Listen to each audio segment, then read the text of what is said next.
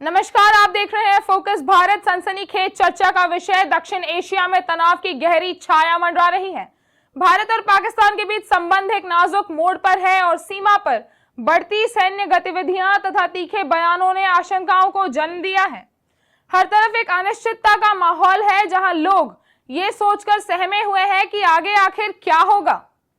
यदि दुर्भाग्य से स्थिति और बिगड़ती है तो इसकी मानवीय कीमत भयावह हो सकती है। संघर्ष की स्थिति में जान माल का भारी नुकसान होने की आशंका है। इस तनावपूर्ण माहौल के बीच भारतीय राजनीति में एक दिलचस्प बदलाव देखने को मिल रहा है। कुछ ऐसे नेता और राजनीतिक दल जो पहले कभी भारत सरकार का समर्थन नहीं करते थे या कुछ मुद्दों पर विपरीत राय देते थे, अब राष्ट्र की सुरक्षा और अखंडता के मुद्दे पर सरकार के साथ खड़े नजर आ रहे हैं। यह एक दुर्लभ एकजुटता का प्रदर्शन है, जहां राजनीतिक मतभेदों को परे रखकर देश हित को सर्वोपरि माना जा रहा है। इन नेताओं का समर्थन सरकार का मनोबल बढ़ा रहा है और अंतर्राष्ट्रीय स्तर पर एक मजबूत संदेश दे रहा है। ये बदलता राजनीतिक समीकरण एक नाजुक स्थिति में एक महत्वपूर्ण पहलू है। कुछ लोग जैसे कि फारूक अब्दुल्ला, जो हमेशा सरकार का विरोध करते थे, आज सरकार के पक्ष में खड़े हैं। आइए सुनते हैं उन्होंने क्या कहा है। उन राष्ट्रों के को क्या कहेंगे और उनके गवर्नमेंट क्या कहेंगे, क्या हम बात करेंगे? क्या ये इंसाफ है? आज भारत चाहता है, वो नहीं, बालाकोट नहीं, आज भारत चाहता है कि ऐसी बात हो कि इसके बाद कभी ऐसी चीज ना हो। हैदराबाद के member of parliament Asaduddin Owaisi, जो कट्टर विरोधी थे, वो आज सरकार का समर्थन कर रहे हैं। आइए सुनते हैं उन्होंने क्या कहा है। मेरा डिमांड ये है कि पाकिस्तान को फिर से FATF की ग्रे लिस्ट में लाना जरूरी है। फाइनेंशियल एक्शन टास्क फोर्स में उनको ग्रे लिस्ट में लाए।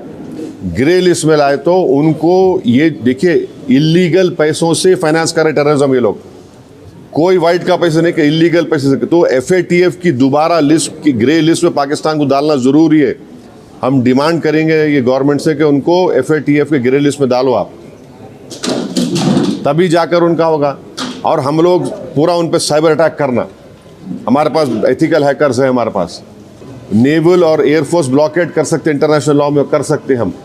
और अगर कल कोई एक्शन गवर्नमेंट लेगी तो यूनाइटेड नेशन का कानून है आर्टिकल 51, जो सेल्फ डिफेंस में आपको राइट देता, और नॉन स्टेट एक्टर्स के खिलाफ भी आप एक्शन ले सकते। यहाँ तक कि नेहा राठौर, जो खुद को एक राजपूत बताती है, किस तरह से पाकिस्तान को सपोर्ट कर रही है और उनका क्या कहना है, आइए सुनते हैं। देश में आतंकी हमला हुआ है और आज प्रधानमंत्री मोदी जी बिहार में रैली करने जा रहे हैं क्योंकि वहां चुनाव है। क्या ये रैली करने का वक्त है? किसी में दम है जो उनसे सवाल पूछ ले? बीते 10 सालों में भाजपा के चुनाव प्रचार और अडानी को ठेके दिलवाने के अलावा मोदी जी ने किया क्या है? कौन पूछेगा कि सरकारी कंपनियां बेचने या सेना की जमीन बाबा रामदेव को देने से देश कैसे मजबूत होगा? सेना की भर्तियां रोकने और 4 साल वाली अग्निपथ योजना लाने से सेना कमजोर हुई है या मजबूत? सेना में 1 लाख सैनिकों की कमी क्यों है मोदी जी? ईश्वर ना करे अगर कोई युद्ध 4 साल से लंबा चल गया तो हम इन 4 साल वाले अग्निवीरों के सहारे लड़ाई कैसे जीतेंगे? है कोई पूछने वाला?